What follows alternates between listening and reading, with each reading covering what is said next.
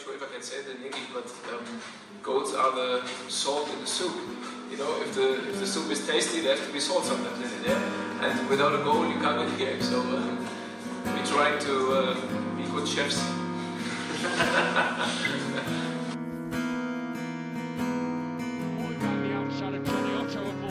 Early cross, deflected by defender. Colin Grant up the line. Goal, Steve Mounier! Goal, Steve Mounier! The roof has just nearly come off the John Smith Stadium. Jan Siebert is poised to gather his first win. Lovely take and turn by Grant. He's right between two defenders. Grant jinks, shoots high. Wonderful goal, Colin Grant. That's an absolutely top draw strike by Huddersfield Town's January signing. Take the time to make some sense of what you want to say. Cast your words away upon the wave. Sail them home with acquiesce on a ship of hope today. And as they land upon the shore, tell them not to fear no more. Say it loud and sing it proud today. Dance if you wanna dance, please. Take a chance, you know they gonna go which way they wanna go. But Leeds give it straight to Moy again, who shoots. What a goal, Aaron Moy! An absolute thunderbolt delivered all the way from Australia. Life on the other hand won't make us understand. Oh, where's he going to drop? Heffer's in there! Smith scores for Huddersfield Town! 3-2 Town! Moy with the penalty. It's saved. Quana scores with the rebound. Colin Quana. 4-3 challenge stands. Boris Sherry. Danny Ward saves. Danny Ward saves. Sing it proud today. I'm not saying right is wrong. It's up to us to make the best of all the things that come our way. 'Cause everything that's been is past. The answers in the looking glass. 4 and 20 million doors on life's endless corridor. And say it loud and sing it proud today. Lindelof misses his header. The Quatters in. Round De Gea. 2-0 Huddersfield Town. 2-0 Huddersfield Town. We know is that Williams squeaking we across the halfway line. Runs into don't know how Christopher it's Schindler in town, gonna knocking be. forward. Please The Quatters forward. Life The on Quatters got the better of other the hand ball. won't make us And Laurent De Quatters scores. Laurent De Quatters scores. Brilliant work by Russell to Palmer Way the header. Palmer Way Christensen's header. All part of a master plan. All part of a master plan. Christopher Schindler has a chance to write his name in Huddersfield Town legend. And he takes that chance!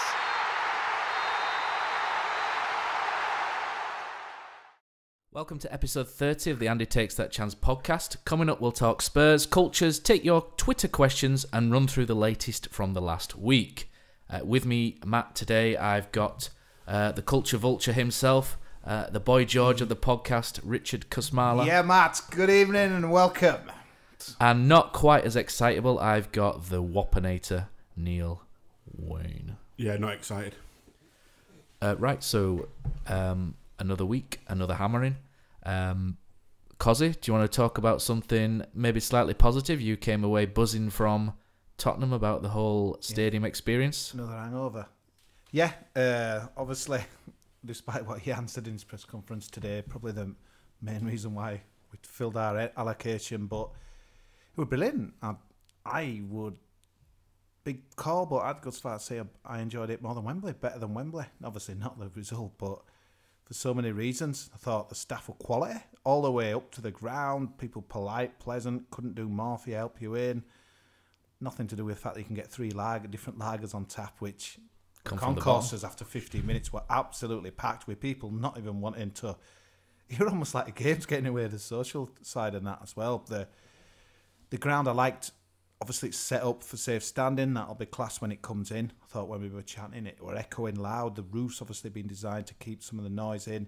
I thought the end where Spurs fans, that kind of their cop, I don't know what it's called, with that beautiful cock on the top of the stand. I thought that was different, unique. I like the big screens in the corners. I think that'll, obviously we'll Premier League leaving it behind. The VAR, when they're going to show us the VAR action and stuff, that'll be good as well.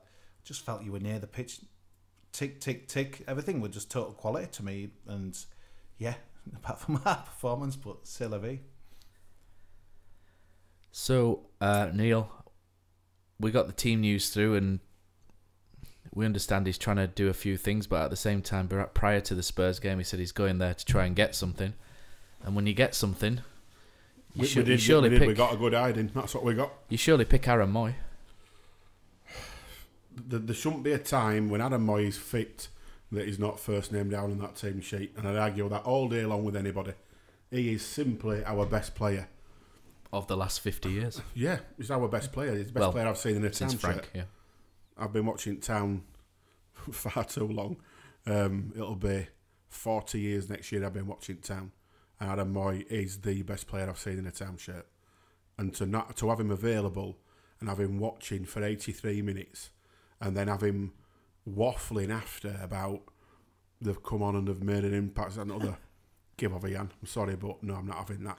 7 minutes for Aaron Moy, give over. Incredible comment from Jan, wasn't it, afterwards, saying, we really got back into it when Moy and Mounier came on and that as well. I could have told you that before. You could have asked anyone who were having a beer before the game and said, they'd have made a difference from the start. Incredible. It were almost like we were trying to claim glory for some kind of tactical, brilliant substitution. And yeah, all right, Mounier's header was a shocker, but you're just incredible. You were deflated before you even kind of walked up the steps. There were people like, obviously get your team on your phone now. People just like holding it up and just shaking heads. It were like, wow.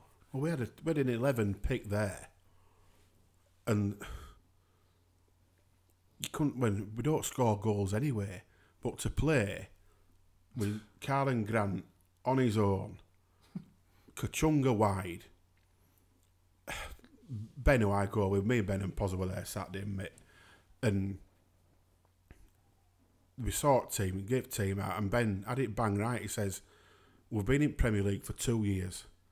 And we're starting away at Tottenham with a midfielder, Chris Lerver, Johnny Hogg, Bacuna and Kachunga after 2 years in Premier League and spending, 70, 80 million quid along the way. When you're coming up to being in there 2 years, that can't be your midfield. And that's sort of quite damning. And then you've got... Lerver wouldn't have even played midfield for us in the Championship. No. And you've got Aaron Moy sat watching. You've got Danny Williams playing for a contract, sat watching, and obviously we'll get on to the bit about Danny Williams later, but the fact that those two are watching, one of them don't kick a ball, the other one gets 7 minutes, and he's starting with that midfield that we've got. I'm sorry, but it's just every level are wrong. Last week I made a point of saying he'd done 5 systems in 10 games, chopping, changing, slightly worried that he's not finding a pattern. He's obviously doing something we're not aware of. If he's aware of it as well, that's another thing. But this again, another system, 6 system in 11 games. He said, these are. He pretty much intimated that these are like pre-season games now, and if it's pre-season, you start putting your stamp on things. I don't see a 5-4-1 setup at Tottenham as putting a stamp on it. Okay, went 4-3-3 later on, and it looked all right for a little bit until we got picked off on the break. Only because they took off a big lad at middle of pitch and brought a kid on and. It's still getting our side, I think. Yeah, still getting our side, but that's that they lost that sort of powerful dominance that they had. They strolled through the game. They went home, hung the kit up, and walked fresh kits again last night at Man City, didn't they? I think that's what's embarrassing for me. And I listened, we're just being mocked now by kind of the national public. I heard something the other day. Could Messi do it at Huddersfield on a Saturday and all this lot? we're getting what we deserve now, really. It makes me sad, obviously. We love Huddersfield, as does everyone listening to this, but we're getting mocked, we're getting humiliated. We're looking at an absolute embarrassment. And then when Sievert's coming out after the game saying, I didn't think it was a fair reflection between the teams, it just, honestly, this is the guy who's meant to... It should have been about 8. This is the guy who's meant to be our figurehead, our leader. You know, if he'd have come on there and said, look, they had, players missing, we were well beaten, but he's incredible. I'm all for positivity, but it's just stupidity, really. And his comments, we'll come on his press conference stuff for today for Watford, but I just don't get where he's coming from anymore, to be honest. Who'd be in Steve Simonson's boots now? He's missed. Steve Simonson clears the frame of the goal and collapses in a heap of tears. Huddersfield Town are promoted to the Championship. I think that's a great segue into the next section, which I wanted to bring up, which is all about culture and identity. And Cozzy, you like to, your identity and culture is definitely one of Spanish sunshine and sangria and whatnot. So we know what you're about. So we know full well, Neil, what Cozzy's about. He's about having a good time, his beer and what have you. But we don't know what Jan Sievert's about. And we kind of intimated this last week. We had a little section and we said when David Wagner came in, he did what he did. He led the way. Stuart Webber also led the way in doing what we were doing. What David Wagner did straight away was build a really strong culture and identity at Huddersfield Town. It was built from the first team, the office staff, down to the under-9s, a system based on pressing, being on the front foot, hard work. Remember when he first came in and he said the best thing about it was that everyone bought into his ideas. He was really sort of buzzing about how everyone had just taken everything on board. We still need to see and hear, I think, what Jan's culture and identity is, because so far it's all muddled. It's really muddled. What is it? What are you about, Jan? I want to know. I don't want to sit here and say these things every week. I just want to know where he's going with things. He said players are buying into his ideas previously. What are his ideas, though? This is what we need to know. It looks like there's no idea, to be honest. I know that sounds harsh, but... I know at first he said he wants to move the ball forward quicker, less backwards passes, and we could see that, Tommy Smith wouldn't pass it back to the keeper, but that seems to have fallen away very quickly. We're seeing a side chop and change every week. We're seeing a lot of players not sure what they're doing. Recently I listened to a 5 Live podcast about rugby league, and John Wilkins, rugby league player, who's not just about rugby, but he's really good when he talks about all sports. Like James Haskell's really good when he does bits about rugby union. And one of the things they were talking about with Jamie Jones Buchanan of Leeds Rhinos is when a coach leaves, who passes on the culture and how is it preserved? And I thought that was a really interesting point. And they kind of intimated that recruitment was so key, in staff players. And it has to be good to preserve what you've got. And it made me think, in 2018, we've moved away from, the German identity, and we've brought in quite a lot of French players who've got a different way of life, a different sort of ethos, and we've kind of undone what we've done through 2018. And one thing he said, John Wilkin, in this podcast was, if your culture isn't strong, then a lot of players revert to type. They'll misbehave, they'll slack off, and they won't perform if they're not led via the environment. If you don't have a culture, then things go into free fall. And it was what he said, which made me think, this is what I'm seeing at Huddersfield. I'm seeing a club or a team going to free fall who are getting battered pretty much every week, Neil. There's a few things that alarm me. Mentioned it last week, I think, that we had for a short spell of 2 or 3 games, had an influx of the youth, Dehaney, Daly, Rowe, not to be seen since. They're over in Poland, aren't they? But they've been bombed out for the last few games, nowhere near it. We'll probably skip over Aaron Rowe's Snapchat post as well, which was a little bit strange, but we'll give him the benefit of the doubt. But then you've got today's press conference where Jan, and to quote, said, I can't waste time, I have to learn about these players.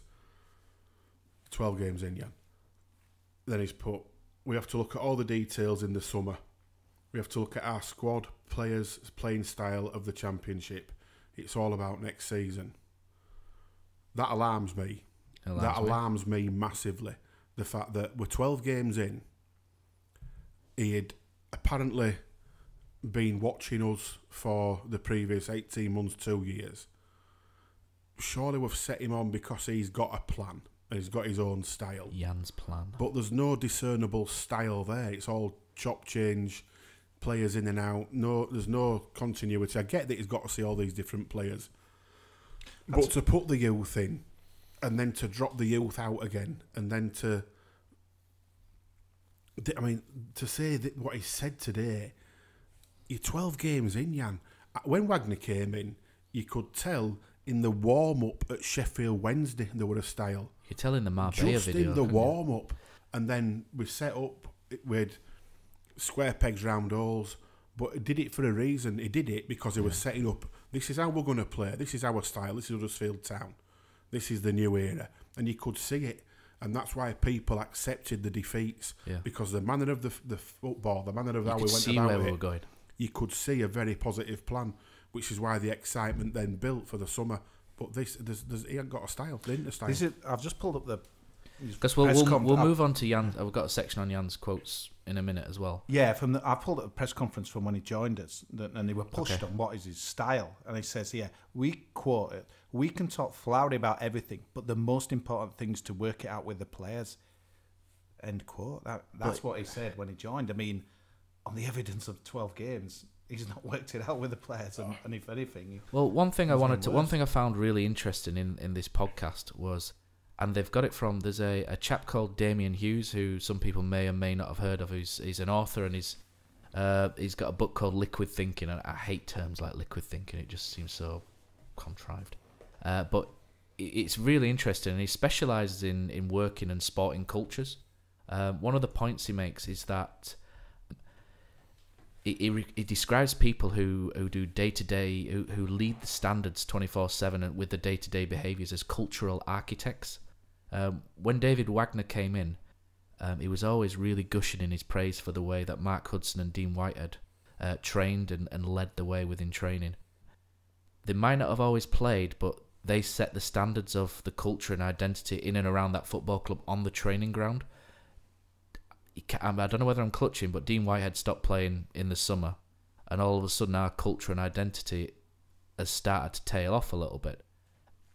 But what I look at, and we were looking at the pitch on Saturday, Neil, and we were looking at who the, perhaps we'll call them cultural architects are, apart from Jan Zever, and we need to see who they are. But we were looking at Jonathan Hogg in particular, and I thought Hogg had a really poor game for the first 60 minutes, really poor on Saturday. The last half hour he was good, but first 60 I thought he was pretty poor. He wasn't on his own.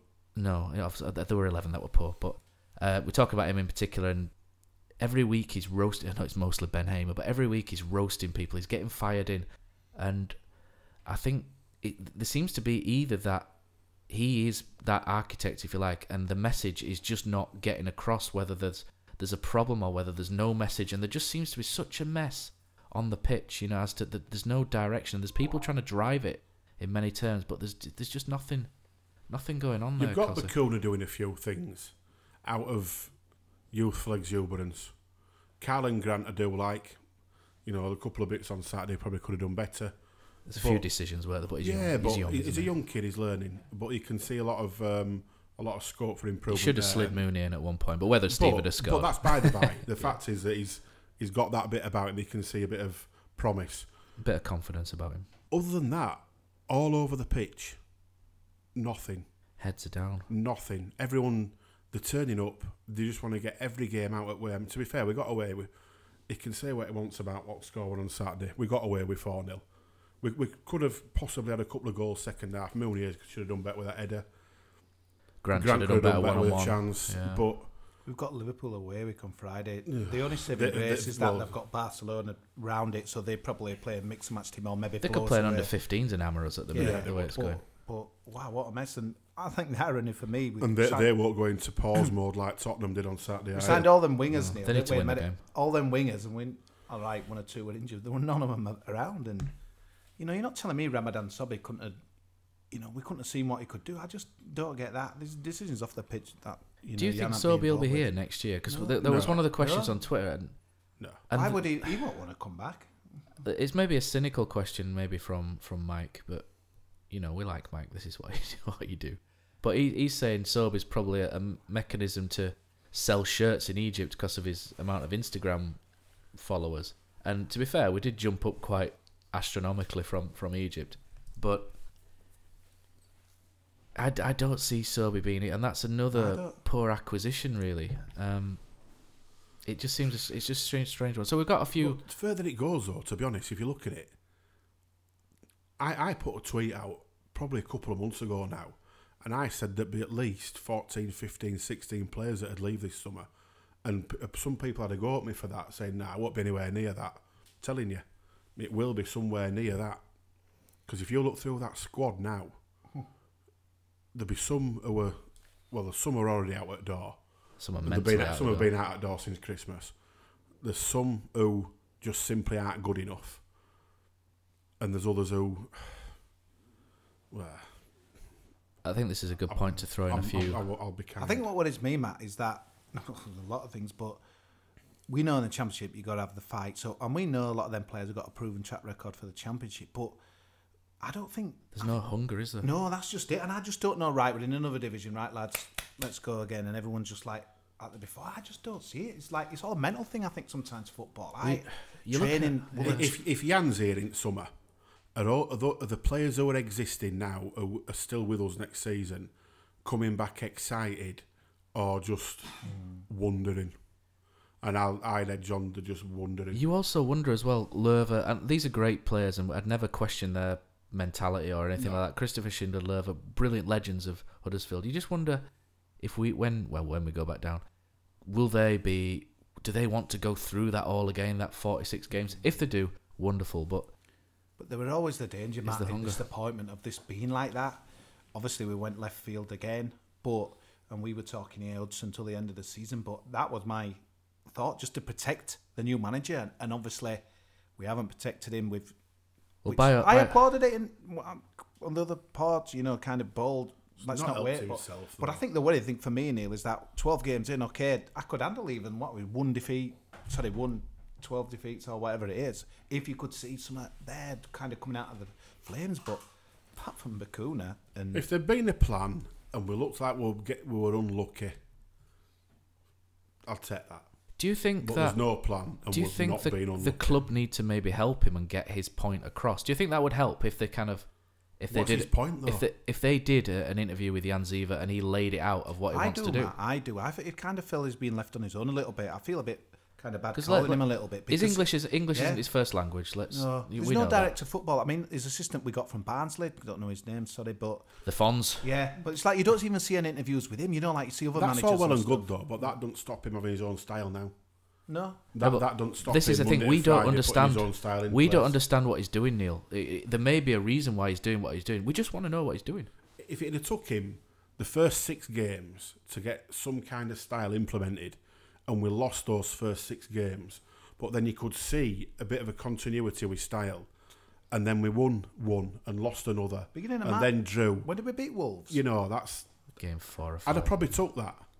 But when you've had one win, and let's be fair, we always beat Wolves, so that doesn't really count. Won't be there next year. But we've lost 11 games. Yeah, but it's just that if you look at them 11, you'll tell me one game in them 11 where you've gone unlucky today. Yeah, and when you think about all the games we lost in a row, the Wagner by an odd goal, we were coming here thinking we were unlucky. We just weren't far away. Obviously, the goals and stuff that's killed us, and that was the thing. I know he's got limited players to work with or what have you, but I'm reading some of that stuff when we were appointed. It's about his philosophy is apparently attacking football, but you don't see us getting any goals whatsoever or nothing. We just seem to want to contain, and that team against Tottenham, to me, it was just a matter of let's just keep it down to. I've got no issue in him doing what he needs to do. I think as supporters, if you travel to Tottenham, the 300 miles, you get up at 5 in the morning or 4 in the morning, whatever you did, Neil, to pick your mates up and drive down. You just want to know what he's trying to do, and and then fair enough, back him. But when you can't see what he's doing and what he says goes against what he's doing, it gets very confusing, and we just want to know where we're going. We don't know though, do we? We've got it's like a bus with front wheels that's come off. It's nothing against Jan Ziva. We just want to know essentially where we go. Where we go. See that team at 11:30, Matt. It's just like before you've even gone in the ground. You want to turn around. Maybe some guys aren't even packed up, and it's just like you see that and just think, what's the point? What is the point? There's a couple of good Twitter comments that came in. So at Terrier MK, Philip Lawton says, not a dig at Jan Ziva, but everything that David Wagner built, the togetherness, the atmosphere, the spirit, the no limits, the fight, seems lost. It's what brought so many in. Can we get it back, or will we see a very different town? And we've got a new follower, so hello Polish hippie, Stan. Yes, Stan, what a legend. Yeah. Instrumental for these shares coming back. He was. I believe he was the one who started the songs about Mellor, the Portsmouth goalkeeper, back in the 80s. Is that right? We won't repeat those songs, but he told me on a bus down to Millwall he was the one that instigated that. That would get you bans nowadays. he got a rise out of him apparently, but well done, Stan, if you want. What does Stan say? He said, I think that was lost under David Wagner. Heads went down before he left. New players not working as hard as ones we let go. Southampton game, you could see that there was no belief, no fight. Jan Ziva is coming to take over a squad where half of them mentally are set on leaving in the summer. And that's true. It's very, very true. But the worry about Jan is his man management. The man management and the lack of clear pathway of where we're going. That's what we're worried about. Whoever's staying, leaving, whatever, there's still no discernible style. He hasn't set his stall out, and this is how we're playing. He hasn't done that. I'll finish. The reason why I've really gone into this culture and identity, and what got me thinking, was a WhatsApp message that you said, Cozzy, about the whole Dortmund thing. And so I think we'll finish by just saying, do we keep this particular culture and identity that we've built up? This isn't just about the style of play in itself. It's more about the ethos throughout the club, the whole no limits, the small dog syndrome, is what David Wagner said, which got a little bit tired towards the end. Does it need a reboot, or does it just not work without David Wagner? And do we need to maybe try something different? Well, I were wanting something different. I'm not saying it now, but I could see why the club went with it. Kind of keep, even though Dean would at points to point out that he's his own man, it's not what it was before and stuff. But let's be honest, trying to continuation of kind of what we've been doing before. And Matt, I remember you nailing cuts to mass, rather than rip it all up, continue. But I just feel it does. But you know what's going to make me so mad if we do give it a reboot, and if we'll probably talk later on about this stuff in the Sunday papers about ownership and what have you. But it just seems to be a waste of 16 games, which is exactly. I mean, like, God, these quotes just leaving me fuming today. Like, ball in, and the ball gets up there. Phil Starbuck.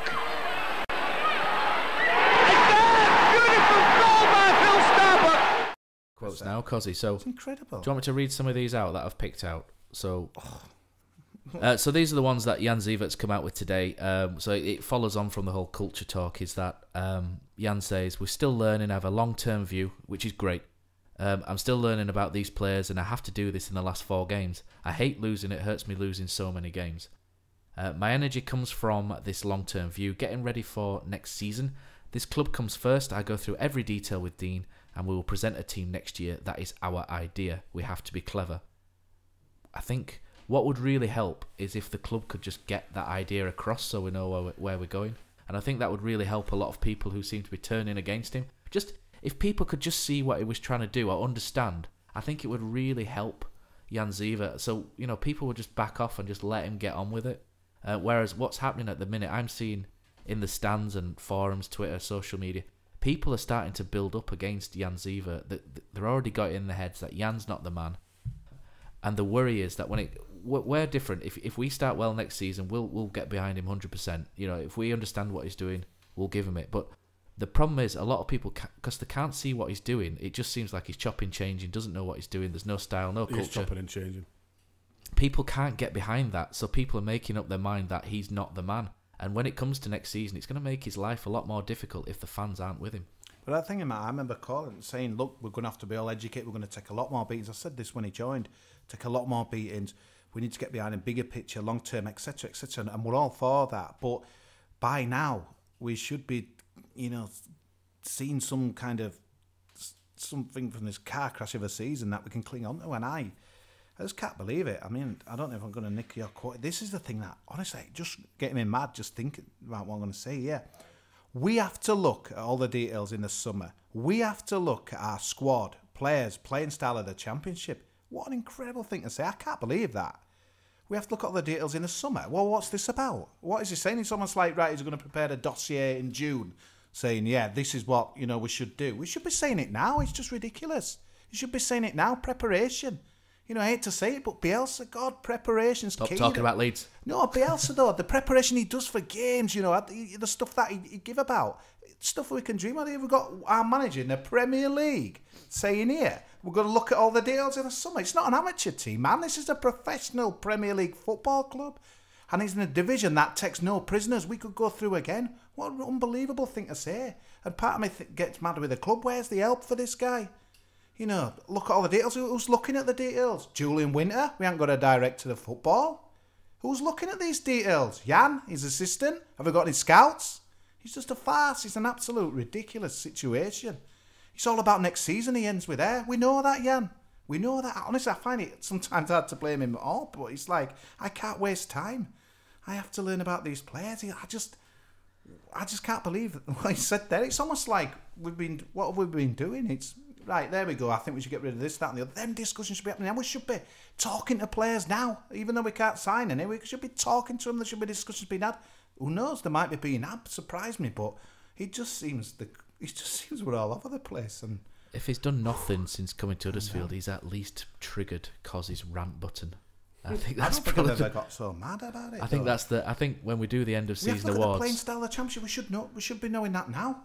When we do the end of season awards, I think Cozzy's one rant of the season, hands down there. What we're going to be saying 2 months into next season, Matt, that we're going to be like, oh right, we have got to figure the style out then of the championship. It's just this is why I've been saying it for 2 weeks. You've just said nothing. No, this is why I brought it up last week about the style and what David Wagner did, and you can't always compare him. It's not fair to compare him against the best manager we've had for almost 100 years. I can't compare to but anybody. We just want to see something. You've got to have your own way of doing things, and a minute, it's as simple as that. I think the problem is, though, it's like maybe we spoke before with Stuart Webb and Ross Wilson, but someone to calm it, like a director or whatever, right, this is what we're doing, this is where we're going, this is what we're thinking. And then I could kind of sit and say, okay, them a bizarre comments. I agree with that. But yeah. It needs a different voice, doesn't it? I feel a bit sorry kind of like calling him there, because it's just like, he should be about coaching and, you know, kind of sorting the team out, which obviously we've kind of criticised tonight, but it's just this other stuff. It's just like the preparation, planning. I don't know. Again, do you feel like maybe he's been hung out to dry a little bit?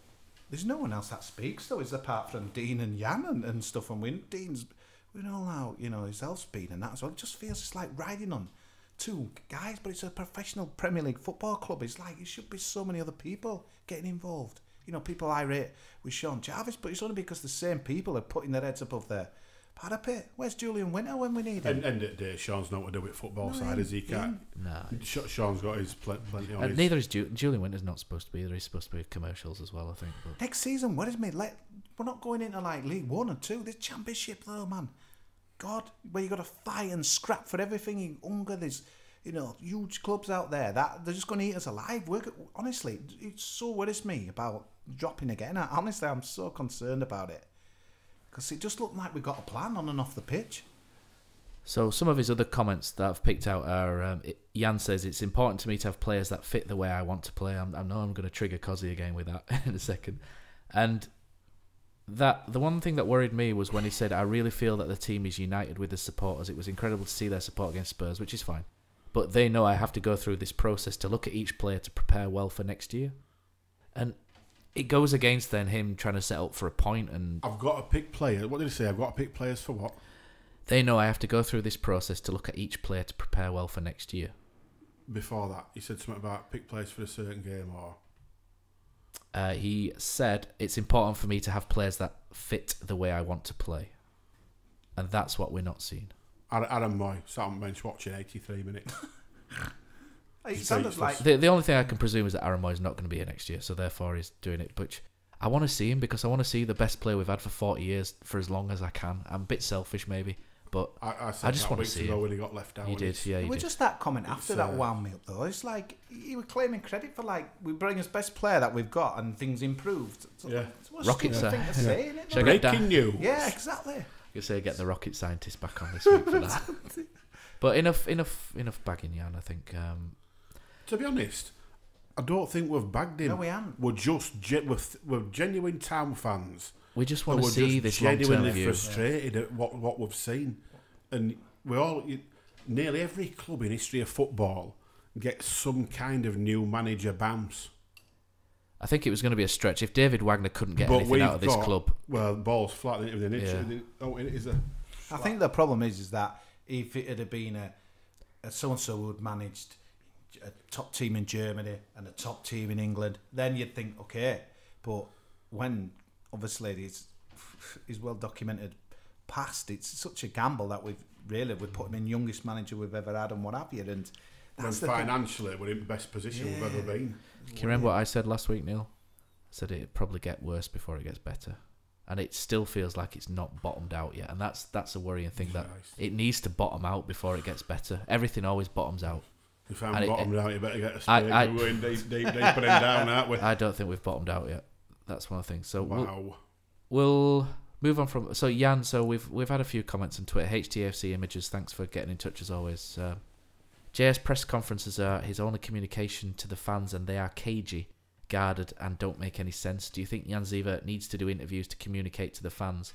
He looks to be getting more isolated as the weeks go past. 100%, mate. And if you remember when Wagner joined, he was straight at the Millbridge Club, Everwillen branch. Yep. Within 2 weeks, a masterstroke or whatever from the club, or whether it was just a guy just being embracing his people. But I think there's that such detachment. Even, it'd be brave, wouldn't it? But you're like, we're always wondering what his style is and selections. If Jan wants to come down on here and rollick us, get back at your rant, do it, and I'll sit there and I'll take it like a schoolboy. If he wants to, or if he wants to. Yeah. I mean, he's obviously got bigger fish to fry than us, obviously. But no, but we're walking out just like scratching his heads, and it's getting worse every week, really. So that luckily they've got all them 18,000 season card holders there, but God knows what they'll sign up for. They've done brilliantly to shift. I think we've probably got 17-4 that we've shifted, but they've done brilliantly. But how many will come at ground if we keep going like this? Well, 7-4. We'll have to Bradford City the attendance as well. Terrier Pete Green also says, will Sievert's pig-headedness regarding some senior players be his downfall? I think these senior players won't be here next year, so if Jan's here, then hopefully not. Well, I wonder, obviously Zanka's back on the bench, Lursel sub, I don't know if that's kind of an amnesty. Oh, sorry, were they not? No, it was. I didn't like. I'll be honest. Though, yeah, we're sat on bench. They both came. All right. I thought Jonas Lursel and Zanka came over at the end and kind of like away from all the other players to do like their. It was almost like a little, we're not the bad guys kind of applause, and I just felt that was a little bit contrived, maybe a little bit sneaky from them to kind of use the feeling against Jan to kind of play up the good guys. I don't know if I'm reading too much into it, but it just seemed a bit. It just seemed a bit contrived, and the people I was with thought the same as well at the time. But I do like Jonas Lursel a lot, so there we go. I'm gutted he's leaving. So what we'll do, we'll move off of Jan. I think we've got everything off our chest there in regards to his style of play, and we'll move on to some of your questions from Twitter.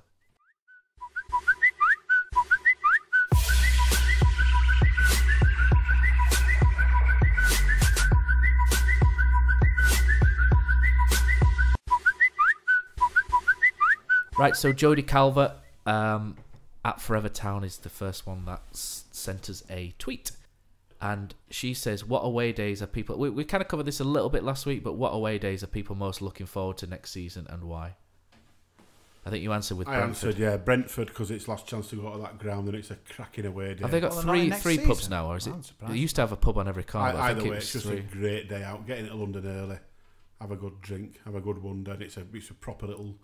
tight football ground where you can make some racket. I think I said this last week, but I really want to go to Luton because I've not been. I put Luton on that as well. Yeah, I want to go to Luton because I want to go through that little thing where you walk through that guy's back garden, and you go down the fire escape and into the away end. I think it just looks, it's a throwback, isn't it? It just looks.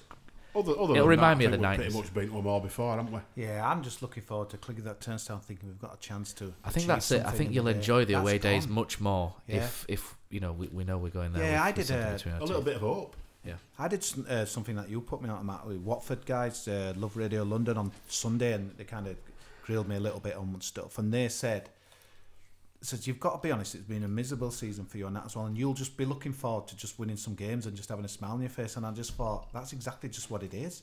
It's been absolutely miserable. It was nice that they really kind of appreciated that for us. I don't feel it. A lot of people. I don't think the Premier League's quite gone to their heads. A lot of Watford fans. No, and this is what I mean. Still, people enjoy. I got it last week. Enjoy the last few games of the Premier League. How can anyone enjoy this? How can anyone enjoy this? They can't. You're not a proper football fan if you think this is about enjoyment. Because honestly, it would just, as soon as Tottenham would two up after 28 minutes, that would it. You might as well turn it off, telly, mow your lawn, do whatever. That's the Premier League all over, isn't it? Done. Yeah. I just can't believe how we've gone from. Oh, it's been done to death, but. Well, heroic. following on from that, Malky, our buddy in America, says, was it all worth it? Promotion felt amazing back in May 2017. Was it everything we hoped for? And do we enjoy scrapping to finish 17th, getting patronised by the press, hoping to do better than three rubbish teams? Let's face it, we'd do it all again. And to be honest, the journey is always better than the destination. The journey's brilliant, so if we have to suffer the Premier League again, at least we'd have the journey. I'd take the 2 years previous to this one. I'd gladly suffer this season again to have two that good again. I'd rather suffer this season than the one we did under Mick Wadsworth anyway. Just about. I tell you why I'm looking, for the obvious reasons, because of the Neil Warnock connection, but I'm very jealous, and it very reminds me of us last year, Cardiff City. Cardiff City had been written off by everyone, they're hated by everyone because of Warnock and what have you.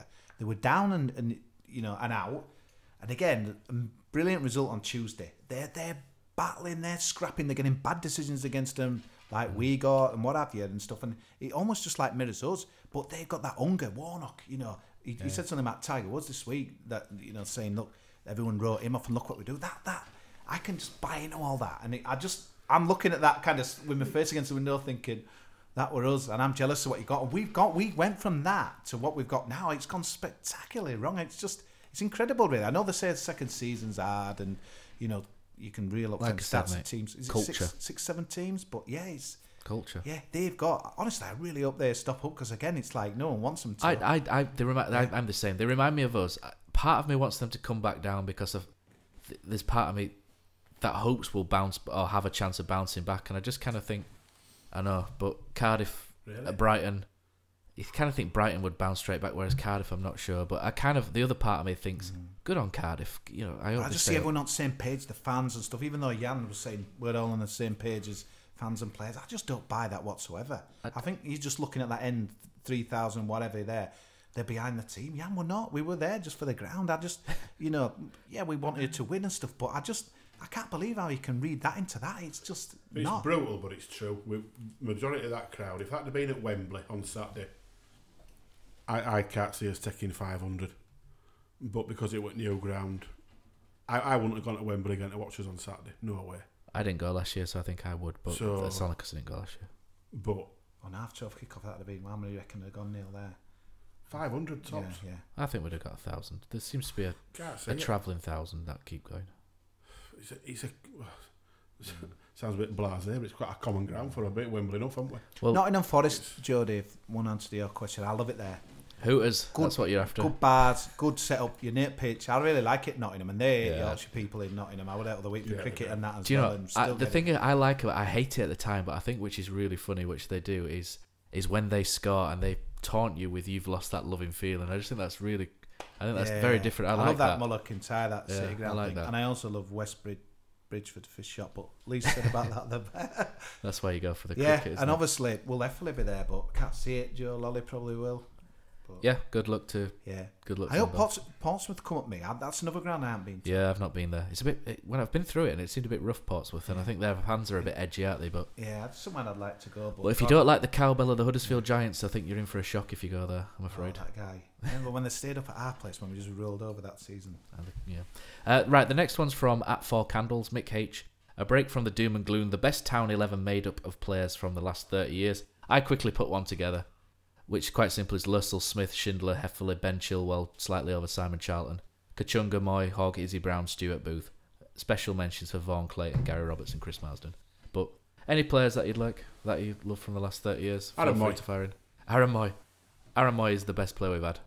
And there was... I can't do 11 off the top of my head. I love Chris Marsden, I know. I love Chris Marsden. And I like Danny Schofield. Craig Maskell, he was my first favourite. Yeah, I like what you'd term proper footballers. Yeah, Rob Edwards, I know it sounds... Danny Schofield was a proper footballer. Gary Roberts was one of my favourites. He wouldn't be one of the best, but he was one of my favourites because I thought he was a great character. Like Pilks. Great ball. Yeah, it's funny you mentioned Jacko's team there, and that would have probably the highlight on Saturday. He came down after about... Ben Hamer. Jacko came down the concourse after about half an hour. Ben Hamer had as many pints as Jacko. People knew him. He were going for a pint like we all were. I think we'd had enough. And echoing around the concourse. Who needs Mourinho when we've got Jacko? And I just, Classic. for a moment, I was just like in memory lane. Wrexham thinking of that. away 2006, yeah. Brilliant. And they were loving it with Jacko. 2005 big smile even. on his face. And I just thought, he couldn't have done any worse on that bench on Saturday, could he, directing operations? But I think we'd have a plan if Yeah. Jacko was there. At least. brilliant though that he's still coming to watch us, isn't it? You know what Yeah, I I mean? think he works for the club, doesn't he? In one of the Yeah, I've seen him suites. outside. Yeah, he's a that's speaker sweet and and that as well. couldn't get a better one, really. He's got Huddersfield great through and great through. Don't you banter, host that club? Yeah. It's under, It's under, next to behind It's Behind under the the white. yeah. Yeah. I think it's under the white. The one under the Not White right Rose away, Club. and behind North Stand. Yeah, he does. I saw Yeah, him there. he I always was said like that. there having a cheeky Yeah. fag of the week. Jacob Rogers says goalkeeper next season. Hamer after Matt praised him the other week. I'm not sure I did. Coleman, Schofield, or bring someone in, then who? So I think that might be quite a good segue onto the fact that we've been linked with Kieran Westwood this week. James I'd take Kieran Westwood all day long. James Bentley said no signings are made in the summer. Who is your number one? Hamer, Coleman, or Schofield? I don't think we want that situation. None of them. Kieran Westwood won't come though. Why would he want to come? He's out of What's contract. that? He's out of contract. Yeah, so but it's what whether- are we gonna? You know, it's whether they this get is the one or problem. not. I think with signing players because, like, if you've got 7 or 8 that you're thinking might build on or move into, you're talking players now at Huddersfield Town Championship. Right, okay, you're going up for promotion. We've heard words like consolidate, which fair enough, but what? I just think it's so difficult to sign guys now. Get them in the table. What, Matt? You played a part of what? Right, mate. You know, next season Championship Huddersfield. Why should I sign? I Why? was going to do a fake German accent then. Don't but do it. Why? I'm not going to. Exactly. Yeah, I think if we are, because Kieran Westwood's lost his place at Sheffield Wednesday, but I think Steve Bruce has brought him back a bit, hasn't he? I think his age, I think him and his age is a good fit for us because I'm not a fan of Coleman. It's just all. I don't want to sound like a miserable sod, but I'm going to sound like a miserable sod. You are a miserable son. Yeah, it's. I don't care. Does that sound really bad? Yes. I don't care. At this moment in time, I haven't even come to terms with how bad this season's been. I just want it over with. And I can't even think about who we're going to sign for next season because, as we said last week, we don't know who the owner is. We don't know who manager's going to be. We don't know who director of football is. We don't know who players are going to be. We don't know, do we? Yeah, we don't. Well, I So care, we and just- I'll we just finish all- we're that. gonna I'll lose finish that Purely- point. It's all guesswork. You could name 20 goalkeepers. It probably wouldn't be one of them. I've heard a whisper we've agreed with someone from Germany, but I haven't got a name, so we'll see how that pans out. But Kieran Westwood, would he be good? Yes. Is he likely? Not sure. Sheffield Wednesday can probably wallop as much money down as we can, so we'll see. Claire Hill says, return of, obviously the Instagram post of Van La Parra, which I think you sent us on WhatsApp as well, Neil. Yeah. Return of Van La Parra, is he committed to next season? I think there was a falling out with Wagner, wasn't there? So, path's clear. I'd be delighted if Van La Parra were here next season. I like him. I think we've missed him this season. Yeah, I agree with that. Yeah. It's still probably our best winger, I would say. Still probably. And in that 4-3-3 pushed further up, maybe he could do a bit more damage than he did before, but we'll see. What about Kwan? I saw some quotes from him on Saturday. I think he was pushed because Ipswich went down, didn't they? Like, what's your next season and stuff? So they've got a year left at Huddersfield and there's a new manager. They were almost kind of... Nicest man in football, Colin. Yeah, but... One of them. I don't think he'd I ever just say anything wonder if controversial. Ship sailed though, Neil. I don't know. It's like people saying they want F back. Nah, I'd leave him where he is, yeah. Injury prone. Quana's different to F because he's Let's still got a just- contract. But people just clutching. There was somebody saying get F back, get Casey Palmer back, get who is it back? I'd have get Casey Izzy Brown Palmer back. Casey Palmer's available. I'd I have him know, back. but Yeah. I Jesus think Bristol Christ. City have all but signed him. We're on. just clutching, aren't we? It's all. It's desperate, mate. We're just, let's not reverse. You can't recreate what happened in 2017. You cannot recreate that. It's gone. Move on. That's what It's I said done. a few weeks ago, Neil. It's time for We've new just heroes. got to start again with Years something ago, it feels different. like about 10 years It does, ago, yeah. doesn't it? But we've got to start again. It just needs a new broom. We've got the last couple of tweets that I've picked out. Thanks for everybody for getting in touch. Some of the stuff that you've sent through we'll use at the end of the season in other weeks, so thanks for that. Ian Holtz said Sabiri ? It's Bizarre. a frustrating one for me because I want to see him, but he seems to be with the youth team. If he's not in the first team, I can't see him being here next year. He might be one of your 15, 16. It's frustrating for me because I think there's a good player in there. Never gives the ball So away, the does German he? national team, apparently. Yeah, so your favourite Cosy, A Win, Alistair Win, says, Yeah. was I remember it. Wolves at say home. win. Wolves at home. Was survival at the end of last season a bit of a double-edged sword? Would we have been better off going down with our heads held high but team spirit intact? I think yes. There is a school of thought. that There's says that, a shout for that, but It's something- give me that night out at Chelsea in 8 week. Yeah, something me and my mate Tom discussed in that it would probably have been better to go down financially, not so much, but team spirit wise, it would have been better to go down. I think it probably would, but so much, nobody can ever recreate that feeling. No, at Chelsea, you can't. We achieved something despite people knocking us for what claiming about the Huddersfield Town. That 2 years was simply phenomenal. I'm going to try and put a positive spin on it. But can you imagine if we'd have come up and just done what we've done this year? Wow, then you could probably kind of half expected it. I think could have happened. Yeah, we could have done. And I think this is what people expected us to do last year. We had all the won't get as many points as Derby and all that, and down before the Christmas tree. It's going back a few years, but Swindon did something like this, didn't they? Like they come up, they were totally outclassed. Craig Maskell, I think, were playing then. Jan Fjørtoft. 20 points. In fact, they brought in Fjørtoft and he scored a load of goals, and I think they got 14 points. Even Fulham won on Saturday, didn't they? They pulled away from. That's 19th unlikely, isn't it? The last one is from Josh Phillips. Thoughts on the I'll give this to you, Cosy. Thoughts on the inevitable European Super League and how it would affect clubs like Town. Would you back a European Super League first? I had this on kind of a group that I run at. I probably would, but whether it'd destroy everyone else with finances, part of me just thinks there's so many. Despite what everyone tells you about this competitive Premier League, it's a load of nonsense.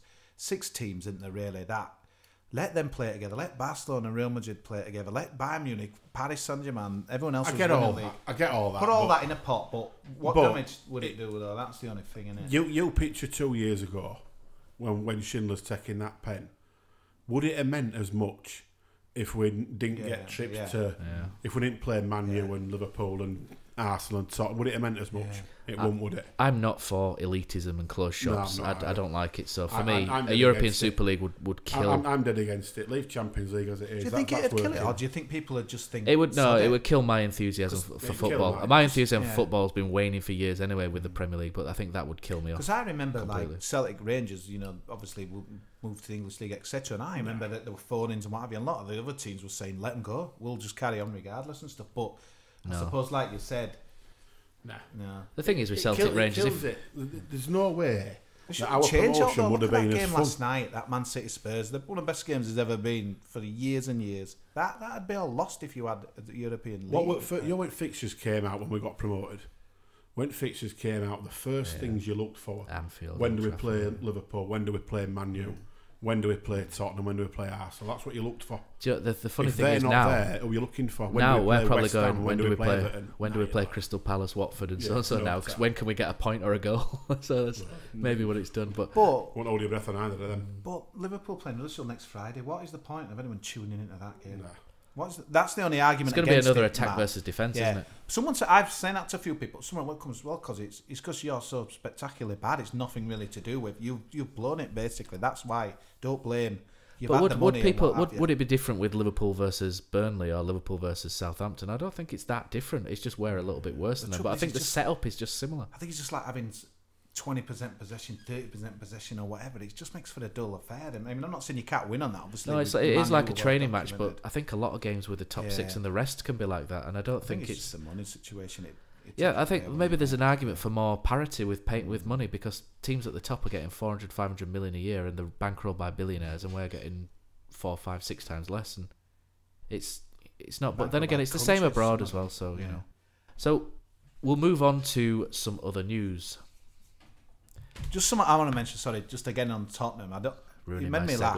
There's some videos we're doing social media, but there was again you see it a lot, but there were. It must have been like in the second half. There was just must have been lads just drinking, singing. Nobody had any desire to go back in the ground. It was incredible. Just like singing about water night and stuff like that. As fans are just a different breed. I've kind of been really inspired by their positivity. A lot of it's kind of said in jest, but there's still a great kind of spirit amongst the fan base. There's not many clubs, I don't think. 14 points lost. Gallows humour. 28 out of 36. Yeah, but it's still. No, it's good. It's positive. I observed it from Saturday and just thought, this is. I know everyone's enjoying a day out in London, but I thought this is just like quality. The total respect to the people there. It is just amazing that they still got such good spirit. And some of the videos are great. Yeah, beer helps. Good beer as well. Well, that is another thing and that as well. But yeah. Moves in. Jepson's there. Billy's in. A goal. Chris Billy, Huddersfield Town. The most famous goal of Chris Billy's life. News that we don't usually who am I kidding? We do talk about speculation, don't we? So we'll talk about more speculation. We've been trying to ignore this a little bit because I think we don't really want any of it to be true. But there's been the talk of a takeover of Huddersfield keeps ramping up. The jungle drums are getting louder. The noise is getting louder. Dean Hoyle hasn't quashed it. Usually when something like this comes out, he'll say, rubbish. It's up to him whether he wants to do that, obviously.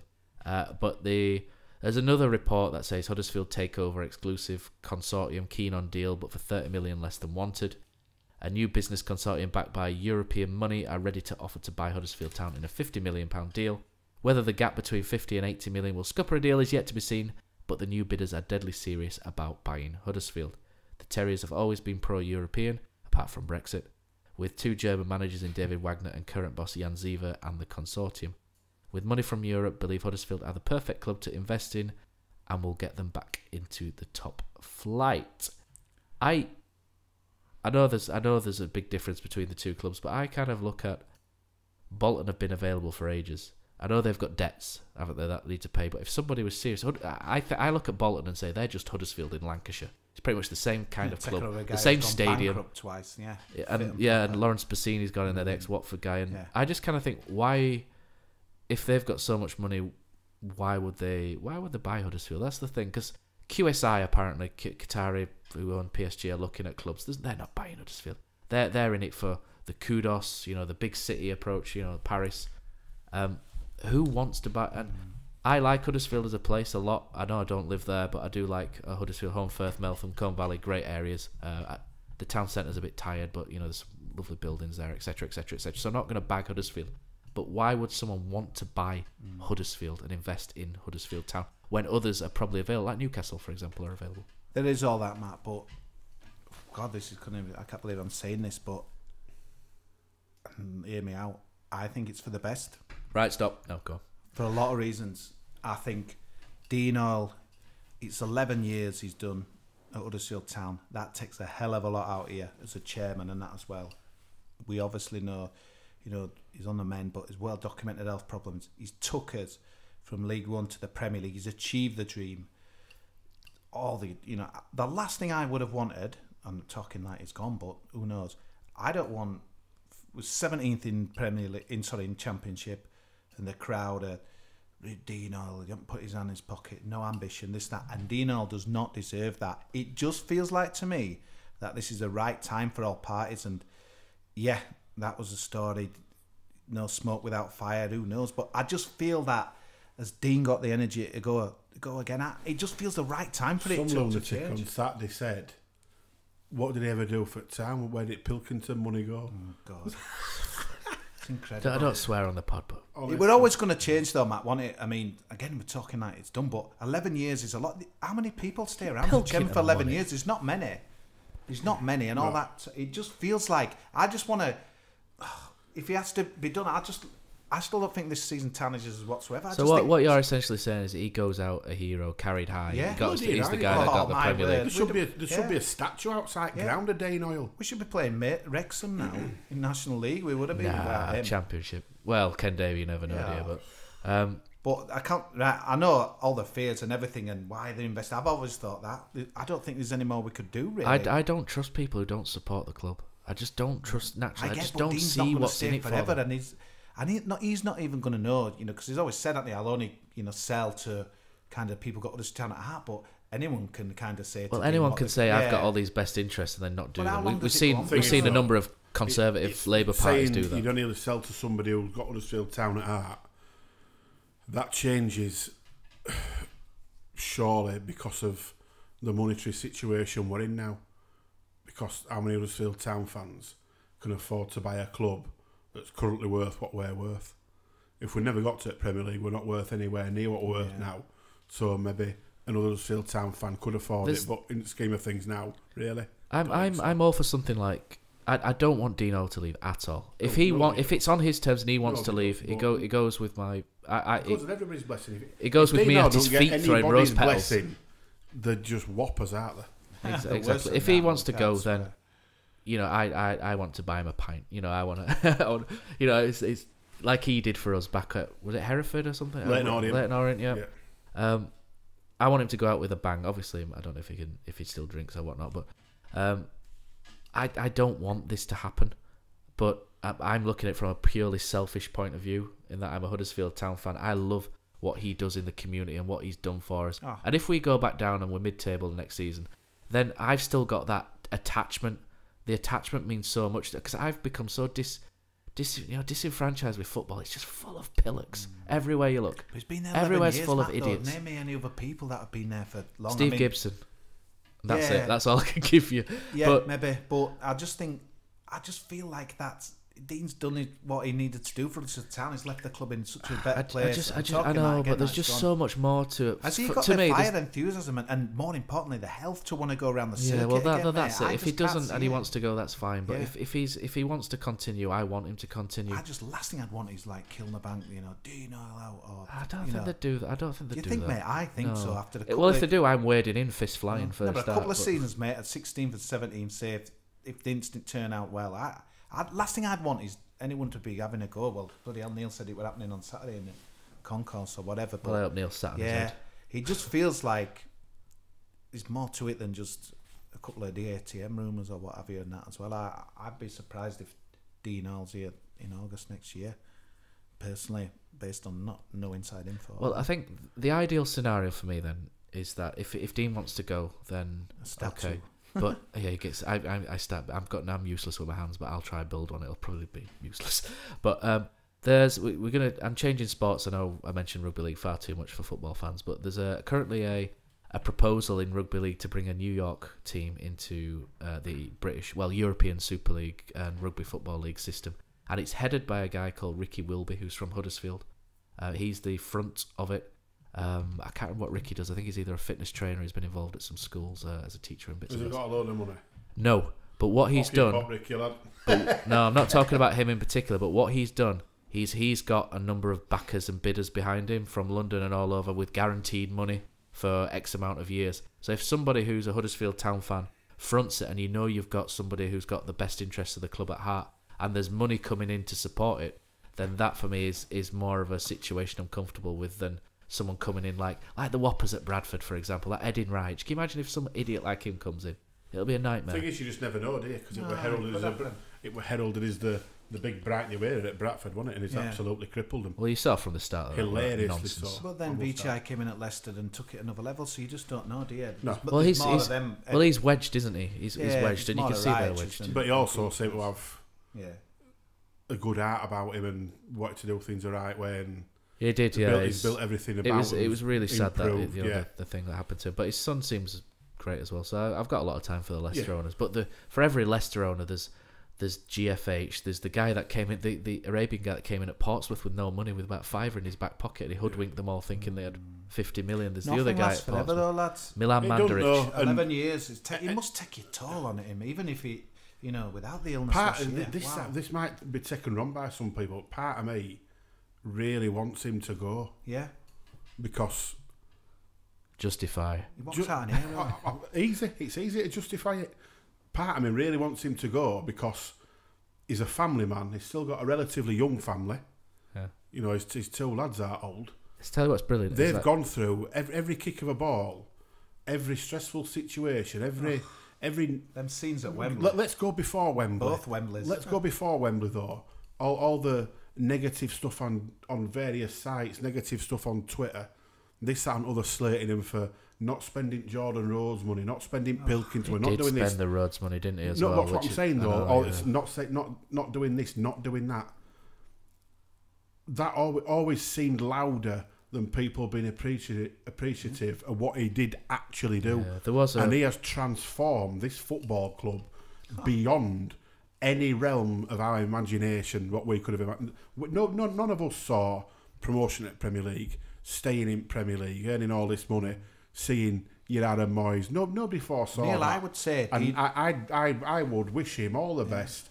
And part of me really hopes he does it and just goes on and makes sure his health's right and his family's right and whatever else. I'd go even bigger. Like I would at Arsenal on Saturday, don't ask, but stopping near there, so I thought I'd have a wander around, and I saw that pitch statue Herbert Chapman had a cheeky little selfie. But I would say Dean Oil apart from him at Chapman, there's not many other people that have been so influential for Huddersfield Town Football Club. I go as big as that. Some people might be laughing. We had the perfect storm because he got Wagner involved. It was the perfect storm. Dino, Wagner, and other than that, you are clutching. But it's like you said, it's not the influence on the pitch, it's the stuff, the breakfast It's everything. club, the He's charity, even leaving us. the bike rides. Well, if and when he's leaving us with a £20 million training ground. Yeah.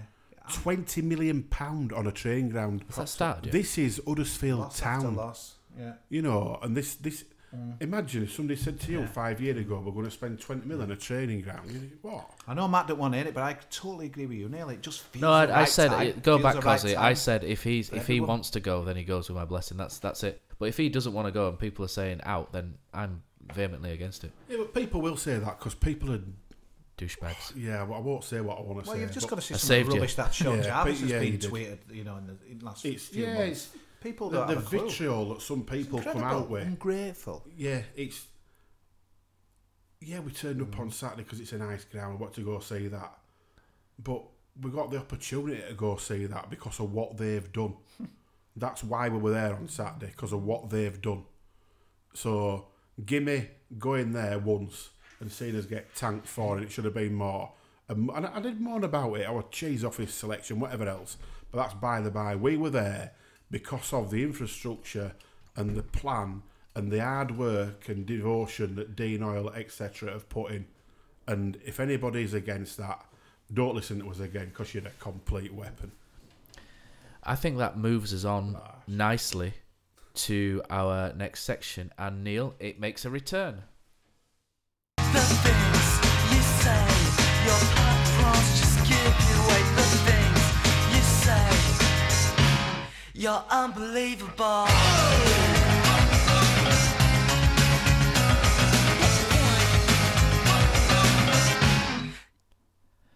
Right, Neil, we've not done this for a week because, Cozzy, you said a little bit earlier that people have turned on Huddersfield Town and we've pretty much got no defence against it, so we've not had a whopper for a while, Neil. No. And this one's probably not a happy whopper either. No, this is a frustrated whopper, and it's one that honestly, it's one that I really don't want to do, and I've thought long and hard about whether I should do it or whether I should not do it. I'm going to give a runner-up whopper if that's all right. That's all right. Do you want to do that first? Yeah, there was a lad behind me at the game. There's nobody behind you, so. No, there's an air freshener that keeps going off if people keep hearing that. But there's a lad behind me at the game, early 20s. Constantly, every time Ben Hamer got the ball on Saturday, he's like, oh, and then every time he'd caught it, he'd ironically cheer, and then he'd be singing England's number one. And I just, that was irritating. But when Danny Rose came on the pitch, he started using the Y chant. Anybody that uses that is an absolute pillock of the highest, Racist. Knock it off. Yeah. Because that can get you into trouble, that can get the club into trouble. Yeah. And it's anti-Semitic. Stop it. If you turned around and said that to him, probably wouldn't know what it meant. Well, probably not. And if it had turned around, he'd probably kick me in the back of the head as well because he seemed the type. So I didn't say strong much. runner-up, but what's the winner? The winner, and this might be totally irrational. I've no doubt that somebody will tell us if it is, and that's your freedom to do so. But my whopper of Bradford the week, Terry. yeah, is I'm going to say it out. Jan Sievert is whopper of the week, and it pains me. Jan Sievert. And I'm going to get a message. I know I'm going to get a message off for saying that. I won't say his name now. 94 minutes gone on Saturday. 94. There were 4 minutes of added time. Not 6, not 7, not 8. 4. 94 minutes played. Town made a substitution. And we're well into 94th minute. Substitution. On comes Danny Williams. Referee goes, and that's your lot. Blows whistle.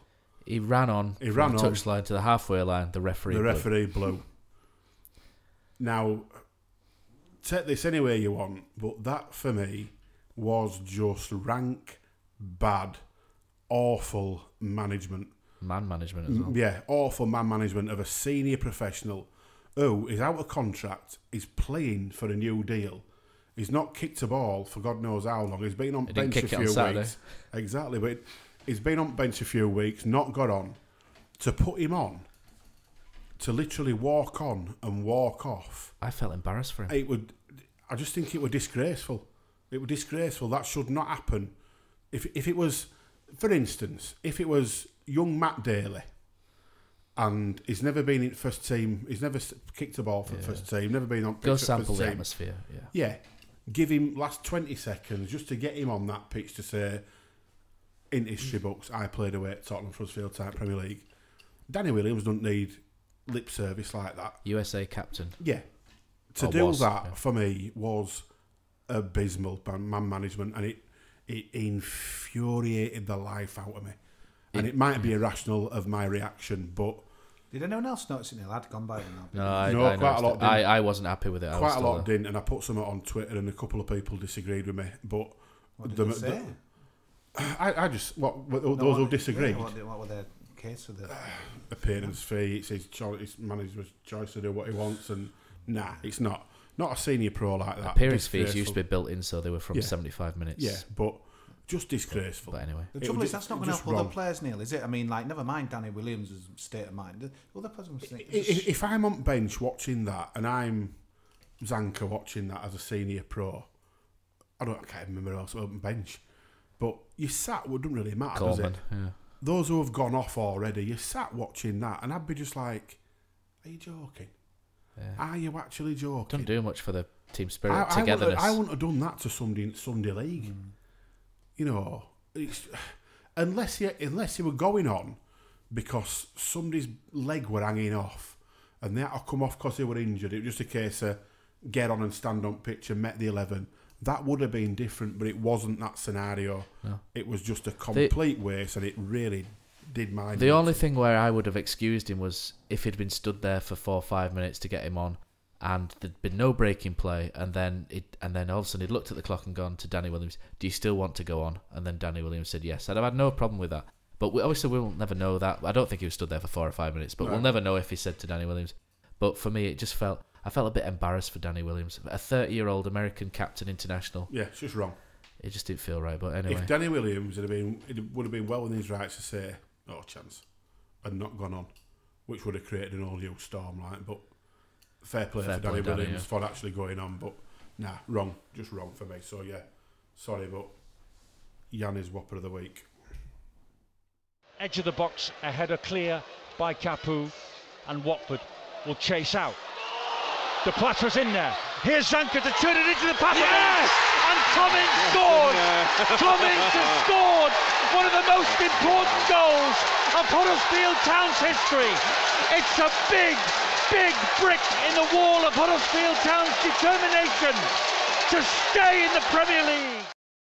the last thing to cover this week, Cozzy, you went on to is it iHeartRadio, I Love Heart Radio or something? Or Yeah, Watford. Yeah. They were great. They were really, really good. I kind of wondered, a lot of compassion, and obviously they're looking forward to the FA Cup final, and the talk was about, places to play for, so that, because I was kind of saying, I also told them as well, obviously, the last time we won at home on a Saturday, which well documented last week, and it's over a year now, isn't it? They were against them. Because I said, who was it against? And I said, was it us? I said, do you remember Tom Ince? Like, oh, we've forgotten about it. But yeah, I just wonder on Saturday, I don't know what you guys think, but if it doesn't, if it's anything like what we saw on Saturday, do you think it's not going to be a great place to be, is it? I'm past caring about what Do you team think he they've had puts that many out now. kick-ins just sudden? I think the stadium's held up kind of well, positive. Yeah. Leicester were a bit, but I just wonder on Saturday, and the only thing Troy Deeney's out in it now, obviously stuck his elbow up on Monday night, but They've I still think got more to bring in on. all there, I can think about is just a year before, Tom Ince, sunny afternoon, we're praying for a miracle, ball comes in, Watford, and we win. Zanka's ball, yeah, Zanka's It's going clever to be little so play. different in it on Saturday. There's going to be so many empty seats because cricket season starts, and obviously other people are kind of giving up on the season. And yeah, we're just looking for something, aren't we? Just positive. But You know what? You mentioned Danny Wins. That won't surprise me if he started with kind of how it is at the moment. It'd be a fair apology, I suppose, wouldn't it? It's almost like, you know, like when they draw for the FA Cup, they put names in out and... We used to joke about that with Lee Clark, didn't we? Lee Clark, bingo machine. I made a reference last week. I said, at the minute, Jan Sievert's very much like a German Lee Clark with how overly emotional he is in the team selection. And I do feel sorry for him, but I'm just a bit of a sympathetic kind of person by nature. I am. I feel really sorry for him. It just feels like it's him against the world and there's no one helping him, but he must... Let's hope he didn't hear your rant from earlier. I know, it was just frustration really, but I just think... You gotta get it out sometimes. The trouble is, he's the only one who's talking, mate. You know, the players are coming out and they're saying the right stuff. I think it was Stankovic today, wasn't it? Who were... Yeah, to be honest, we should cover that. And Jan Stankovic has praised Jan Sievert for giving him the opportunity today. And yeah, do you know what? In fairness to Jan, he's given opportunities to players, and one player that we know can play and do quite a decent job in defensive midfield next year is John Stankovic. So maybe we've not looked at some of the positives yet, because it's so difficult to. John Stankovic is a positive that's come out of what Sievert's done. Do we need to win on Saturday, or does it? It doesn't matter now, does it? I know, obviously it doesn't, but it'd be nice.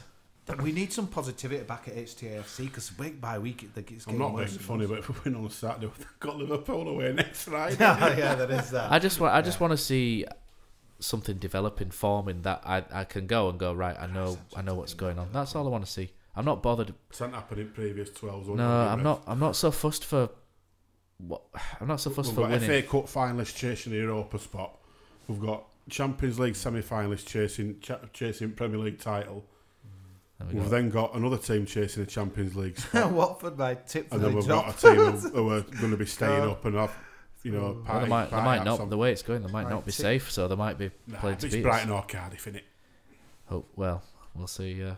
So yeah, I'm not fussed. The only team news that's really come out, Callan Grant might be missing. I think he's picked up the illness, but Isaac Mbenza is back. It's a winger. We don't seem to have many of them, so to be honest, I just kind of hope he goes. But if he picks a 4-3-3 and goes, of about 12, nobody ever plays any of them. if he picks like a 4-3-3 and goes, yeah, this is what I'm about next season, and we see Mbenza and Kachunga, I don't know what's going on with Diakabi. He should have been fit a bit since, but if we see something there and Sabiri makes an appearance on the bench, about him again. It's dangerous. He came in for his 2 or 3 game, and obviously everyone then Is thought Van fit and available then, or what? He can't play because of the terms of the loan, because it was a season-long loan. He's not allowed to play for us. Yeah, so he's not going to play. But I just want to see something. I just want to play see him something. and take the fine. Come on. Not going to do Docker's points. Oh yeah, we have got 14, haven't we? Sorry, yeah. But yeah, so hopefully we'll see something. But I'm not that enthusiastic about Watford on Saturday, so I don't really want to talk about it too much. So match, I don't think you get everyone going. But the only thing, speaking of ale, the only thing I'm enthusiastic about is a good sing song, Cozzy. So I think the time has come for you to sing us out. Pushing me out on that as well.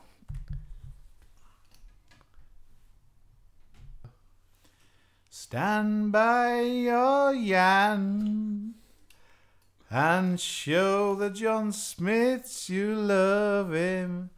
Keep giving it all the love you can. Stand by your Jan.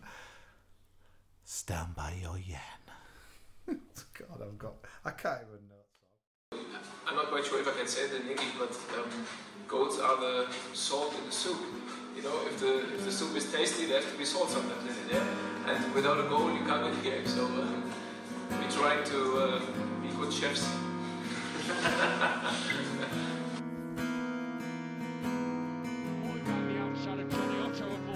Early cross, deflected by defender. Charlotte Grant up the line. Goal, Steve Mounier! Goal, Steve Mounier! The roof has just nearly come off the John Smith Stadium. Jan Sievert is poised to gather his first win. Lovely take and turn by Grant. He's right between 2 defenders. Grant jinks, shoots high. Wonderful goal, Carla Grant. That's an absolutely top draw strike by Huddersfield Town's January signing. Take the time to make some sense of what you want to say. Cast your words away upon